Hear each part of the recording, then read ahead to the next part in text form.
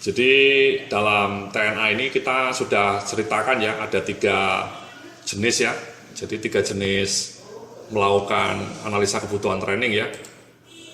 Jadi tadi ya, organizational based need analysis, job competency based need analysis, dan person competency based need analysis. Untuk yang jenis kedua dan ketiga ini mirip ya, artinya semuanya mensyaratkan Anda menyusun kompetensi profile dulu untuk masing-masing jabatan. Ya, termasuk juga minimal skornya ya, atau skala kecakapan minimalnya untuk masing-masing posisi. Dan kemudian dari situ Anda menyusun matriks training plan yang wajib diikuti oleh pemegang posisi ya. Jadi kalau di job kompetensi kita mensyaratkan semua pemegang posisi wajib ikut training ya, apapun kondisinya, sesuai dengan training plan yang sudah kita susun. Tapi kalau untuk person kompetensi ada langkah tambahan, ya tidak perlu ikut semua, tapi Anda di-assess dulu, sesuai nggak kompetensinya. Kalau belum sesuai, baru Anda ikut yang dipersyaratkan tadi. Tapi baik job kompetensi maupun person kompetensi, Anda wajib menyusun profil kompetensi untuk semua jabatan, termasuk skalanya. Ya, menurut saya itu langkah yang harus dilakukan, sehingga Anda TNA-nya tidak lagi gaduh-gaduh, ya, setiap tahun berubah-ubah sesuai dengan selera, sesuai dengan tren. Tahun ini trennya mengenai ESQ, semua ikut ESQ.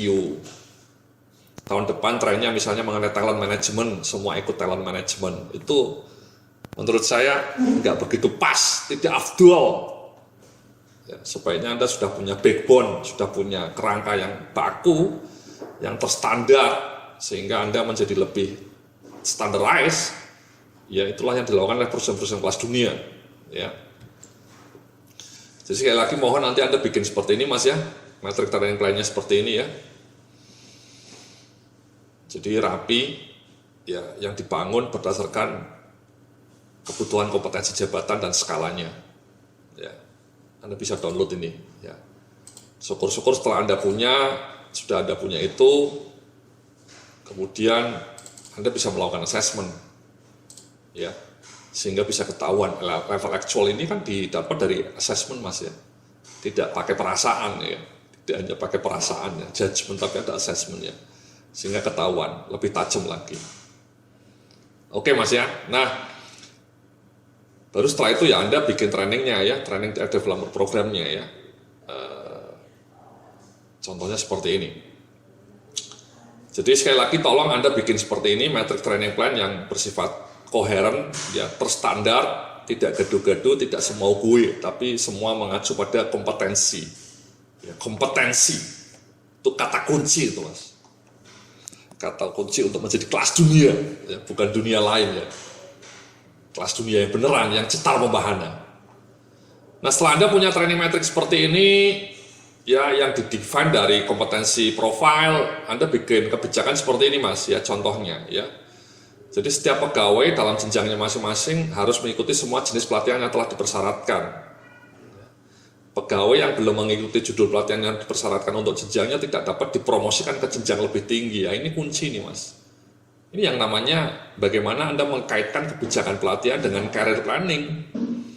Jadi setelah Anda punya ini Mas, ya Anda bilang bahwa seorang staf wajib ikut training yang biru-biru ini. Ya. Atau misalnya kalau Anda sudah punya alat assessment ya, dia wajib ikut training yang dimana skor assessmentnya belum memenuhi. Misalnya dari 6 jenis training ini, setelah di-assess dia cukup ikut 3 training, karena yang 2 trainingnya sudah bagus kompetensinya. Ya. Akhirnya ini dengan asumsi Anda punya tools untuk assessmentnya ya. Seperti yang tadi saya ceritakan panjang lebar ya dalam video sebelumnya ya. Nah dia wajib ikut 3 training ini. Sebelum dia ikut 3 training ini, dia tidak bisa dipromosikan menjadi asmen. Demikian juga asmen, dia wajib ikut training ini ya. 1, 2, 3, 4, 5, 6 training. Kalau Anda pakai model job kompetensi ya, apapun kondisinya dia harus ikut 6 jenis training ini selama dia menduduki posisi asmen. Mungkin sebagai asmen bisa 4 tahun, bisa 3 tahun. Ya, rata-rata sih 3 tahun ya, 3-4 tahun ya. Jadi selama 4 tahun dia harus ikut training 6 judul training ini ya, diskedulkanlah sama HRD-nya.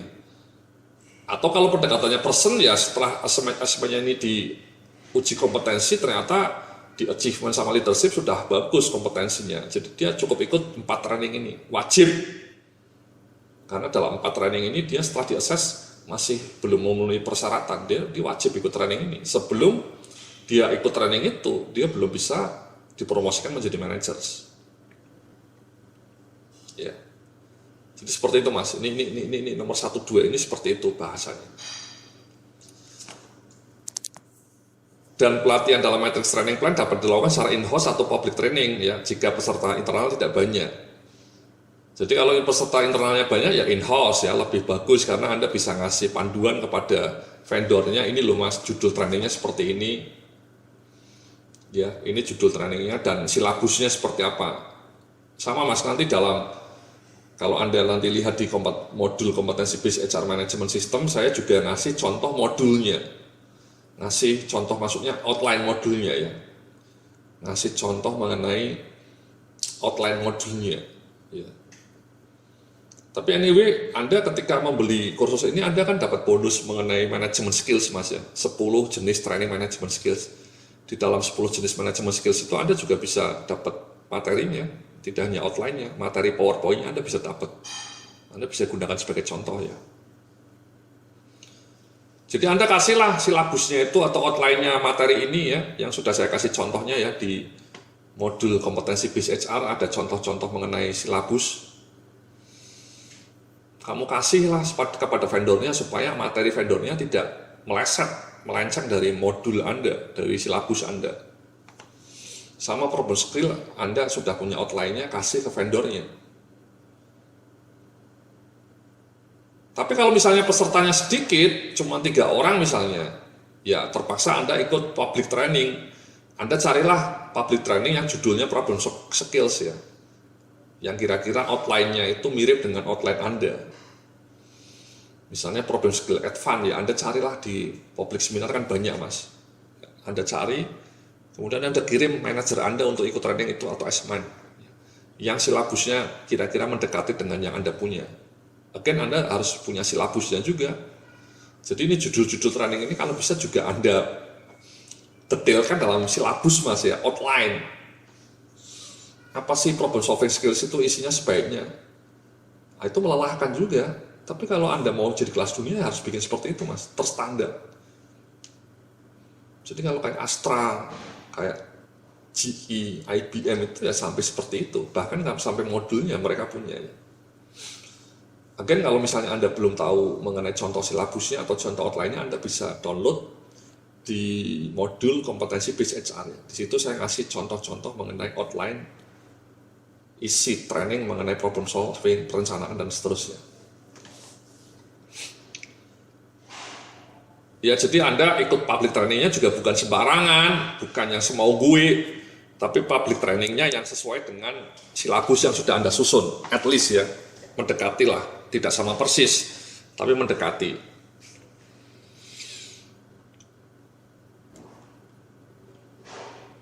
Jadi seperti itu Mas ya, ini panduan kebijakannya. Kemudian yang di bagian berikutnya ya, pegawai dianggap telah mengikuti pelatihan jika sudah menyelesaikan rencana aplikasi training yang berisikan intisari materi pelatihan yang diikuti, rencana penerapan materi pelatihan dalam pekerjaan nyata sehari-hari. Ini penting sekali nih Mas. Banyak training menjadi hit and run ya, hit and run, pukul dan lari gitu ya. Gun with the wind dalam 3 bulan, gun with the wind ya, lalu bersama angin. Karena Anda tidak melakukan monitoring. Nah monitoringnya itu ya harus seperti ini Mas ya, Anda wajib mensyaratkan pada setiap peserta, pegawai kalau yang sudah ikut training, bikin rencana aplikasi training ya, yang berisikan intisari materi pelatihan yang diikuti dan rencana penerapan materi pelatihan dalam pekerjaan nyata sehari-hari. Itu kunci itu. Ya, yang kedua ini yang paling penting, ini rencana penerapannya ini bagaimana? Apakah nanti sekedar ikut setelah itu makan di hotel gitu ya, setelah itu lupa gitu ya, materinya disimpan aja di laci berdebu gitu ya, itu kan sia-sia Mas ya, budget training Anda sia-sia. Masih mending kalau Anda ikut trainingnya online seperti ini Mas ya, Anda bisa rewind, replay gitu ya. Kalau di hotel kan Anda nggak bisa replay Mas ya, Masa replay ya bayar lagi gitu ya. Kalau mau ikut bayar lagi. Kalau online kayak gini masih bagus ya, Anda bisa replay, Anda bisa sell. Ini Mas, penting nih Mbak-mbak ya. Jangan lupa ini. Ya nanti saya akan cerita dalam video berikutnya bagaimana contohnya ya. Isi dari aplikasi ini. Terima kasih, sampai jumpa dalam video berikutnya.